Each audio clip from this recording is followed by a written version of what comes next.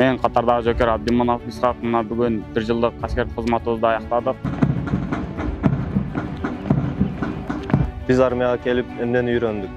Курал менен кандай колдонууду, согуш ыкмаларын, техникада кандай жүрүүнү, тартипти, сый-урматты бардыгын үйрөндүк. 2024-2025 кызматтык жоопкерлерди узатуу аземине тизилди. Атамекенге кызмат. Мен катарда Жөкөр Муктаров Кыргыз армиясында кызмат кылганыма сыйлыктанам. 1 жыл аралыкта мекен алдында болгон алтына бек туруп, бардык тапшырмаларды, командирлердин буйруктарын жана башка тапшырмаларды өз убагында аткарышып, мекен болгон антын ак ниеттүүлүк менен аткарышты. Бир дагы жоокер кандайдыр бир себептер менен биздин аскер бөлүктүн ишмердүүлүгүнө терс таасирин тийгизген жок. Үйдү көрсөй, өр менен адам да